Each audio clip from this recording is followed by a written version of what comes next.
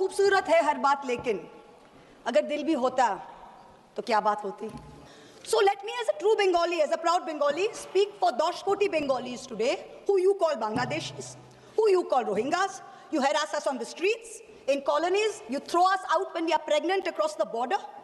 I'm going to dissect the song stanza by stanza and demonstrate how you are butchering both the spirit and the soul of Bande Mataram far more than any 1937 resolution ever did. Shujalang, Shupalang, Balayaja, Shitalang, Shushasampalang, Mataram. What do we have here? What have you done on your watch? Shujalang, beautiful abundant water. Over 70% of India's surface water is undrinkable today. India ranks 120 out of 122 countries in the Water Quality Index. 21 major cities, including Delhi and Bangalore, are expected to deplete their groundwater reserves by 2030. And yet, in the face of this data, the government is cutting the Jal Jeevan Mission money to all the states. Bengal itself is owed 3,000 crores in Jal Jeevan Mission money.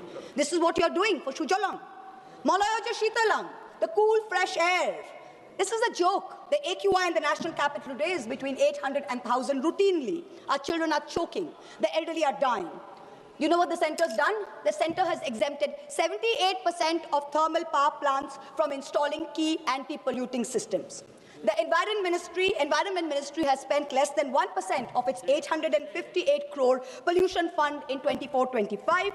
Fossil fuel-driven pollution claims 1.72 million lives in India, and premature mortality due to outdoor air pollution costs India $339 billion US. That's 9.5% of our GDP. That's what we are doing for Malayaja Shitala. Shoshro Shamalam, the blessed fertility of the soil. What's the government done? The Ministry of Agriculture and Farmers Welfare saw a reduction in its budget of 2.5% this year. Pradhan Mantri Fasal Bima Yojana, meant for the poorest of farmers, suffered a cut of 3,600 crores. It is estimated that 37% of India's land is affected by degradation. 2/3 of soil samples collected from India are deficient in nitrogen, phosphorus, and potassium, and 85% contain too little carbon for functioning soil systems. Shuhashining, Shumoduro Bhashining, sweet smile, sweet in speech. You, the ruling party, with your hate speech, routinely call for violence against Muslims and minorities. For calls from genocide in Haridwar to open threats in rallies, you use terms like vote bank, infiltrators, goosepetia, those with more children as dog whistles. You impose Hindi on us. You call Bangla a Bangladeshi language. You have unleashed the worst kind of linguistic terrorism on all of us, where people are scared to speak their mother tongue in the streets of Delhi, in the streets of Gurgaon. There is no Shumodhura Bhashining in today's BJP. Shukhodang, Borodang, Matarang, give us happiness. Today, an arbitrary, hurried exercise of your design is making the Election Commission force such work pressure that BLOs are committing suicide. And what does the Election Commission say to us? They say, oh, it's in the line of duty. They should be happy doing it. India is ranking 118 out of 147 countries in the 2025 World Happiness Report. To be a minority in India today is to be perpetually suspect, perpetually second class, and perpetually subordinate. Far from feeling happy, minorities are fearing the state instead of feeling protected by it. Tumi vidya, tumi dharmo. Sir, I have 22 minutes. Only two speakers. 1 minute. Time has extended. Okay. Already we Tumi reached. vidya, tumi dharmo. Let's talk about vidya first. Honorable members, we reached already 6 o'clock. I want to know the sense of the House. If the House decides, we can go on up to the discussion is over. Time can be extended. Time extended. Now you can speak. Tumi vidya, tumi dharmo. Let's talk about vidya first. Under this government, outlay for education is still at an abysmal 3.8%, far below the 6% envisaged by the NEP and far below other developed nations. Grant in aid for the All India Council of Technical Education has dropped nearly 61% in the last 2 years. The UGC's budget has been slashed by 47%.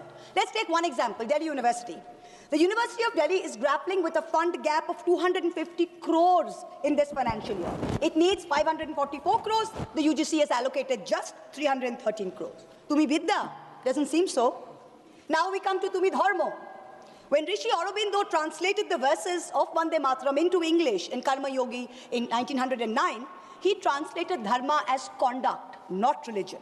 Here was the root of the difference between a communalistic and a nationalistic interpretation and the political use of Vande Mataram as a song, as a war cry. It's not a communalistic interpretation. It is a nationalistic interpretation, and Rishi Bonkim's hymn Dharma signifies conduct.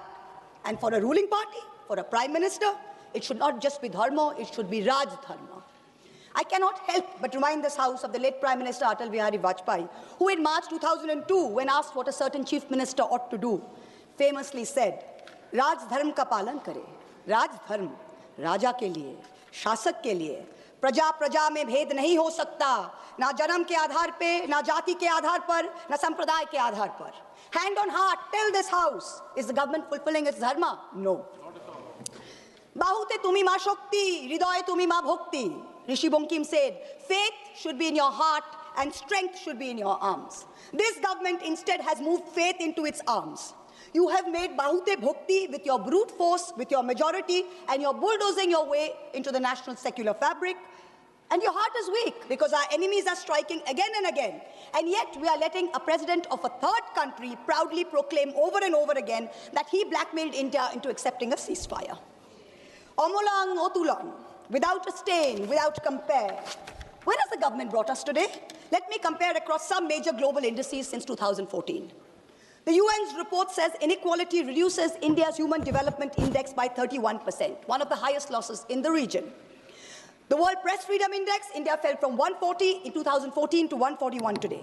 On the World Economic Forum's Global Gender Gap Index, India went from 114 in 2014 to 131 today.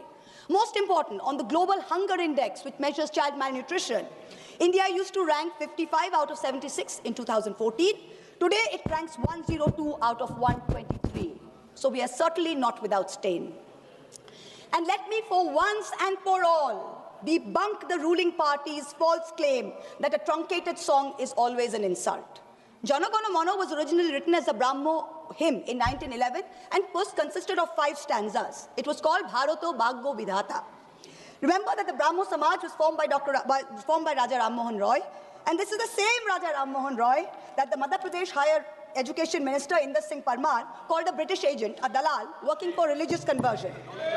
If your party's man is calling Raja Ram Mohan Roy a dalal, I wonder what kind of higher education he can be responsible for. Jana Gana Mana is also a truncated song. Of the 5 stanzas, only the first stanza is sung as a national anthem. The second stanza says, Ahoraho tumi aubhana procharito shunito abo udaro bani, Hindu, Bauddha, Sikh, Jaino, Paroshik, Musulmano, Christiani. This means something relatively simple. Tagore addresses Bharat Bhagya Vidhata, the maker of India's destiny. And here is a verse whose restoration would mean a strong symbol, a strong gesture against divisiveness. But you're not bringing a resolution to bring that in. You're talking about what religious context you can view Vande Mataram in. And this is where you've made the biggest mistake, Mr. Prime Minister. You ignited this entire debate as a distraction to take away from your government's failings, which I have demonstrated using the song's lyrics as a key. But you do not stop there. One of the chief spokespersons of the BJP, a fellow MP here, went one step further and said that this truncation was done at Nehru's behest. He said he had learned this by reading a book by the historian Sachiv Bhattacharya.